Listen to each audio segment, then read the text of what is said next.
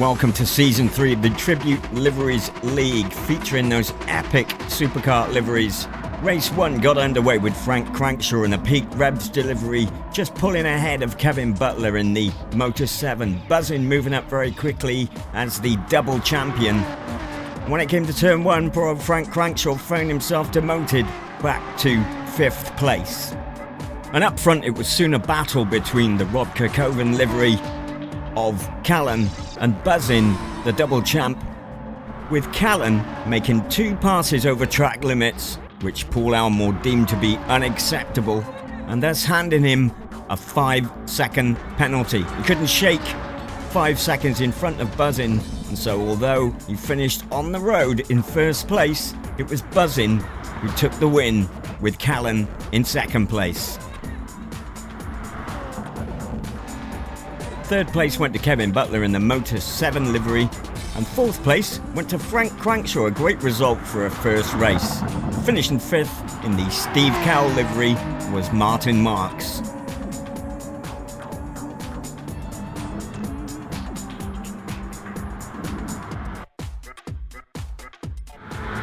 Race 2 was a different story then, with Buzzin making an uncharacteristic mistake at the end of the long straight and ending up in the gravel and demoted to 5th, where he would stay for the rest of the race. That meant up front we had a new leader, and he stayed there, Martin Marks in the Steve Cowell livery, and he went on to take a brilliant win just ahead of Callan in second, who again picked up a 5-second penalty, but that didn't change his position.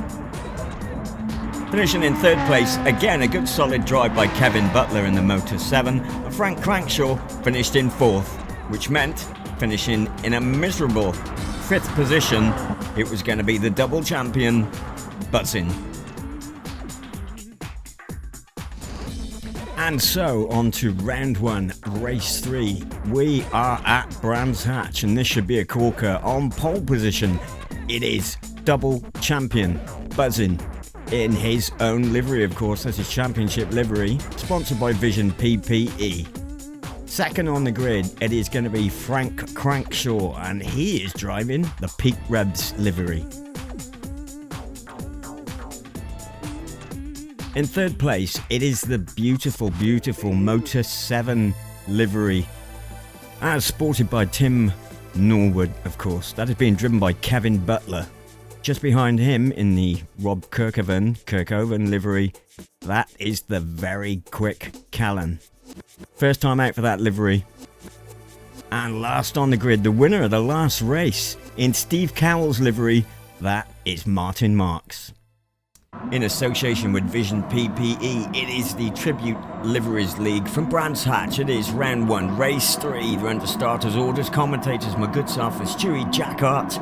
Brands Hatch, here we go then, and they're away. Oh, Kevin Butler's got a terrible start in the Motor 7. I think Martin Marks is going to come out around him there as they head into turn 1, Buzzing just ahead of Callan. Then it is Frank Crankshaw in third place, followed by Martin Marks. He's just ahead of Kevin Butler. We're on board with Martin. Oh, Kevin Butler's gone a little bit wide. Frank's gone off track. Oh!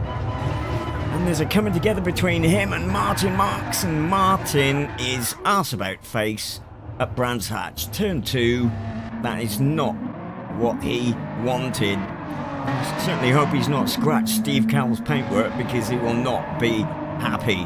Anyway, out in front, it is Buzzin then, ahead of, and I think we've got that recurring brake problem back again for Buzzin now.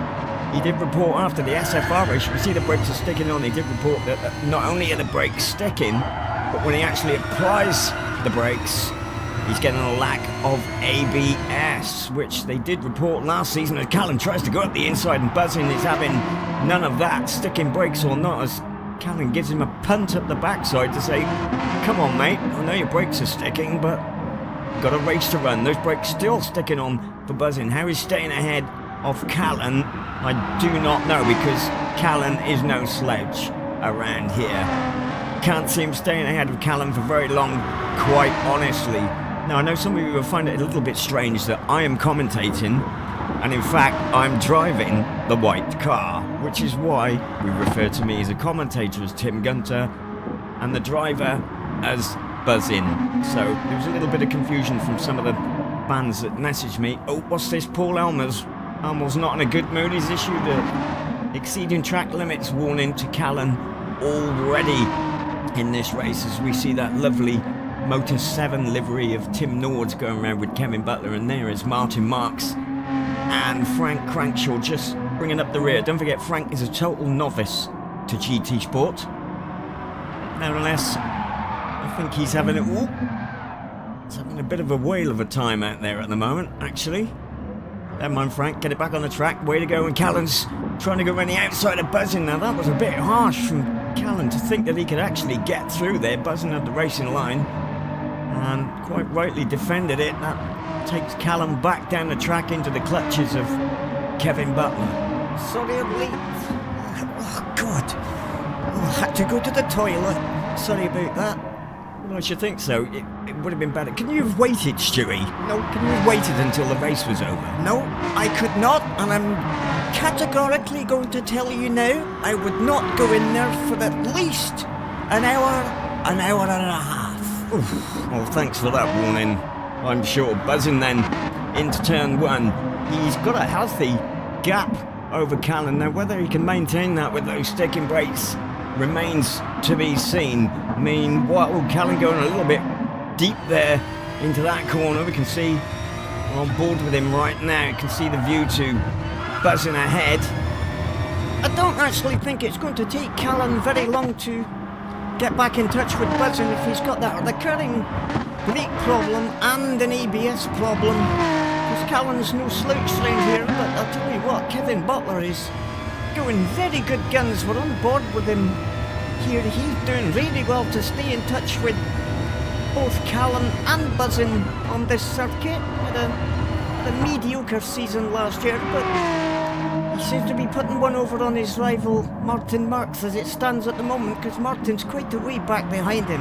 Indeed he is. Kevin Butler then going good guns in third place. There's Buzzin. He's still got that sticking brake pedal. Oh, and that is Callan going wide. That's allowed Kevin Butler through into second place in the Motor 7. Tim Norwood is going to be extremely happy about that one. I don't know what Callan was playing at there, but as Stewie said, sometimes he does tend to spend more time off the track than on it. There's Martin Marks in that lovely Steve Cowell Phoenix Rotax livery then, as he goes through to complete another lap.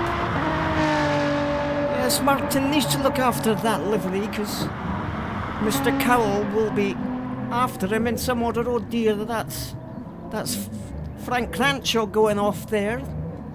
I hope his daughter Holly hasn't been giving him tips on how to drive that thing. I know she's not much of a stick waggler. Look, Stewie, you cannot make comments like that. That is the last time I'm going to tell you. Please do not make comments like that on our videos. We will get in, well, you will get into serious trouble. I'm going to tell you now. If necessary, I will give Holly your address and she'll send the boys round. Right. Buzzin then. He is... Oh, Buzzin's dropped back as well. I've spent so much time talking to you about your sexist comments, we've missed the action. Buzzin has slipped back to second place. Callan is about a second and a half just behind him in here. Buzzin shifting about with the gearbox there, having to make a lot of adjustments because of the brake pedal issue and the ABS issue. Meanwhile, Kevin Butler is way out in front in the Motor 7. And remember, this is only a short sprint race. Oh, Mr. Elmore is not happy. Look at that. Callan exceeding track limits. Lap 2, turn 1. Lap 4, turn 6. Lap 4, turn 7. A 5-second penalty for Callan then. So he's really going to have to put the pedal to the metal to get by, firstly, Buzzin, and secondly, Kevin Butler out in front. Well, I'll tell you probably why Paul Elmore's nose is out of joint. It's because I'm sure he went in the bathroom after me. Oof. Is that your revenge for the Hobnob Biscuit incident, is it, Stewie, I expect? Anyway, Buzzin is making some ground up on Kevin Butler, even though he's got that sticking brake issue, and he's trying to stay ahead of Callan in third place then. These three way ahead of anybody else. Kevin Butler then. You can see that Callan is really starting to worry Buzzin now. He's getting closer and closer and closer with every inch of tarmac then. Oh, and Kevin Butler's ruined it. He's gone wide. Kevin Butler's gone wide. That's going to put him back in the third place. Buzzin gets promoted back to first with Callan all over him like a rash. Yeah, quite surprised at Kevin there. I thought he would have kept his head because he was having a really good race up to that point. He was a long way ahead of his great rival Martin Marks as they head into what I believe is the last lap. Now you can see Callan is right all at the back of him. He's probably going to have a good go up the inside here. I don't think there's anything that Buzzin could do about this whatsoever. And now he's got the window wipers stuck on. They always bloody annoy me, so they must be annoying him. But you can see Callan's got through, but don't. Oh, and Callan's gone. He's gone wide. That's allowed Buzzin back through. Now that was a schoolboy error. I know he's not much older than a schoolboy. Are you going senile? Because I tell you what, some of the comments you're coming out with are really inappropriate. Callan's 18, 19 years of age. He's the youngest in this series, but he's certainly no kid. And he's certainly giving Buzzin, one of the oldest competition entrants, a run for his money. He's got him in his sights here.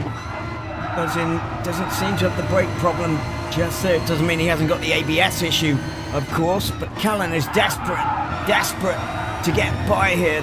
Buzzin have to double on the brakes there, so I think he's still got that ABS issue going on, but you can bet your bottom dollar that Callan is going to have a go before the start-finish straight. He might even try it here if he can get a good toe and then try and take it up the inside path, but you can see those brake lights are stuck on again for Buzzin. I think that's going to mean Callan through. Oh, now that was brave from Buzzin to stay ahead on that line, I can tell you. So he keeps Callan at bay. And Stewie, you were wrong. This is actually the last lap, so it's all to play for between Buzzin and Callan. Then Kevin Butler back there in third place, and Martin Marks is starting to catch him actually as they complete the lap. You can tell just how far behind those two are. But I don't think with Kevin's lap times that Martin is going to be quite quick enough to do. As you see Callan going very, very wide there in an attempt to catch up with Buzzin. Buzzin still with those window wipers going, and Callan I think is in the right position here to get a good toe and have a go around the outside. They'll go to the dip, and you can see those brake lights came on of Buzzin's. No fault of his, but of course Callan is carrying a 5-second penalty. He'll need to get the pedal to the metal or hope that Buzzin makes a mistake here. Otherwise it's going to be Buzzin that is going to replace him as the race winner. Indeed, Stewie. So it's all to play for. They've only got a few corners to go. All Buzzin has to do is keep that thing on the road. Although he is carrying a penalty now, and he's going to have to get rid of that penalty before he goes over the line. Otherwise, he will not get promoted to first place. Callan, of course, is going to go flat out to the line and take the win. Buzzin's going to slow right down to get rid of that penalty. Now, he just finishes within the 5-second margin behind. So Buzzin, in fact, wins it. Callan won it on the road, but Callan comes second. Kevin Butler stays ahead of Martin Marks and takes a brilliant third place in the Motor 7, just ahead of Martin Marks in the Steve Cowell livery then. Still to finish will be Frank Crankshaw, but I'm sure he's had a blast. But please join us again, because this Saturday, 21st of November, there will be more M4 racers for you to join us again on the Full Great Media Tribute Liveries League.